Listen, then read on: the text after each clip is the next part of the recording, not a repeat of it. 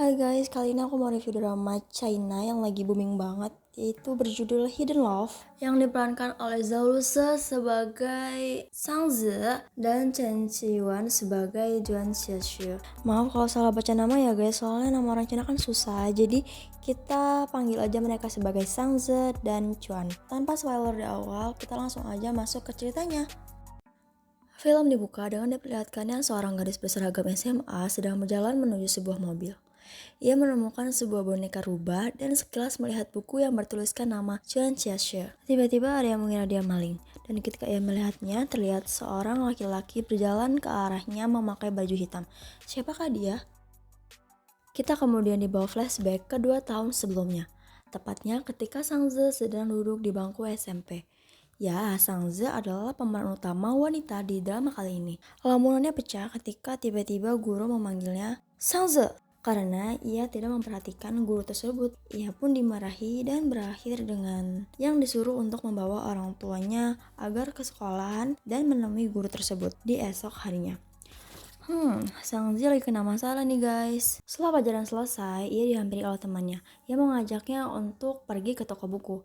Tapi karena mood Sang Zi sedang tidak baik, maka ia menolak begitu saja. Kemudian ia menghubungi kakaknya dan bertanya apakah bisa ia pulang sebentar saja karena ia sangat merindukannya. Wah, ada-ada aja nih alasannya. Tapi kakaknya menolak mentah-mentah permintaan adiknya itu. Sang Zi tentu saja sangat kesal dan melanjutkan perjalanannya menuju rumah dengan kesal.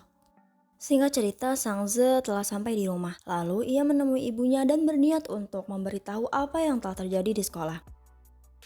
Tapi belum sempat ia berbicara, ibunya menyuruh untuk memberikan buah ke kamar atas. Lalu ibunya berkata bahwa kakaknya telah kembali. Mendengar hal itu, Sang Zi sangat senang dan ia langsung berlari menuju kakaknya tanpa mendengar penjelasan dari ibunya. Ia sangat terkejut melihat kakaknya itu berubah menjadi sangat tampan. Ia mengira kakaknya telah melakukan operasi plastik. Tiba-tiba seseorang menabrak dari belakang. Sang Zi tambah heran nih. Kalau ini kakaknya, lantas yang memakai baju putih itu siapa ya? Kakaknya memberitahu bahwa itu adalah teman satu kamarnya di kampus. Dan pemeran utama laki-laki ini bernama Duan Xiaxue. Di scenes inilah awal pertemuan antara Duan Xiaxue dengan Sang Zi. Sang Zi kembali memohon kepada kakaknya untuk membantunya menemui guru. Sayangnya meski Sang Zi sudah meminta bahkan sampai menangis, kakaknya tetap saja tidak mau menolongnya. Ia kemudian meminta Duan untuk serta membantunya menemui guru di esok hari. Awalnya Duan menolak, tapi Sang Zi berkata untuk tetap membantunya menemui guru karena salah satu masalah dari ia dengan kakaknya disebabkan karena Duan membohonginya tentang operasi plastik. Duan malas banget berdebat dengan anak kecil. Dia dan Sang Zi kemudian terpaksa keluar dari kamar karena Sang Yan meminta untuk meninggalkan kamar itu karena ia mau ganti baju. Duan kemudian berpamitan karena ia masih ada urusan untuk bekerja pada waktu. Sang Zi masih minta kepastian nih bisa atau enggak sih gitu buat nolongin dia besok. Duan cuma tanya sekolah kamu di mana. Dan dari kata-kata itu harusnya kita tahu lah ya dia bakal datang atau enggak. Pada scene inilah akhirnya Duan mengetahui bahwa bocah itu bernama Sang Zi. Scenes kemudian berpindah ke masa sekarang. Terlihat Sang Zi baru bangun dari tidurnya dan bersiap-siap untuk berangkat sekolah. Ia tidak memperhatikan bahwa kakaknya sudah pulang. Kakaknya kesel banget tuh dari tadi dicampakin gitu aja. Sang Zi kemudian bilang nih, kamu masih ingat rumah? Ya, Sang Zi bilang gitu karena kakaknya udah lama banget gak pernah pulang ke rumah. Di meja makan, kakaknya meminta kepada ayahnya untuk meminjamkannya mobil. Karena ia ingin memindahkan barang-barang ke asrama yang baru, yaitu di Universitas Utama Nahwu. Mendengar hal itu, Sang Zi sangat bersemangat untuk ikut membantu kakaknya pindah asrama. Awalnya hal itu ditolak oleh kakaknya. Namun, karena usaha membujuk orang tuanya, akhirnya kakaknya pun menyetujuinya. Film berlatar di asrama Nahwu. Terlihat Sang Zi sudah berada di sana. Kakaknya hanya mengatakan untuk menunggunya di sana saja. Dan scene inilah yang kita lihat pada awal film tadi. Setelah 2 tahun berlalu, inilah kedua kalinya Sang Zi bertemu dengan Duan. Duan pun hampir tidak mengenalinya karena Sang Zi tumbuh begitu cepat. Mas Duan sampai pangling nih guys. Di asrama, Sang Zi bertemu dengan teman-teman kakaknya. Kemudian setelah Duan mengantarkan Sang Zi ke kamar, ia berkata, jika kau suka rubah itu, maka bawalah boneka itu untukmu. Ucapnya kemudian pergi meninggalkan mereka semua.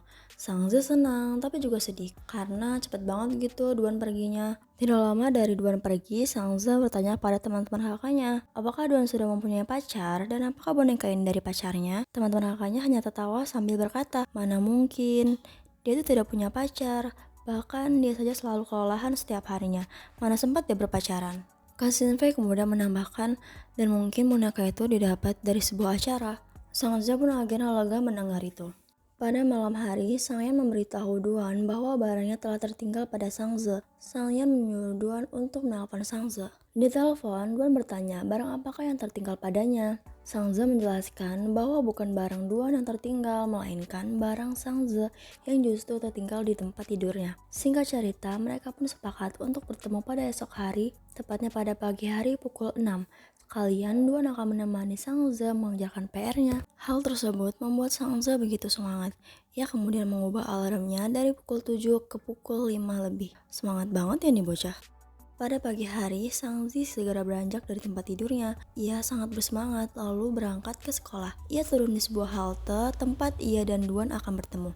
Lalu, apakah Sang Zi dan Duan akan bertemu? Apakah Duan akan menepati janjinya? Apakah di masa lalu Duan juga datang ke sekolah Sang Zi waktu itu? Nantikan jawabannya di episode selanjutnya. Jangan lupa untuk like, komen, dan subscribe. Oh iya, jangan lupa ya buat hidupin lonceng notifikasinya supaya kamu gak pernah ketinggalan video yang aku upload. Bye-bye!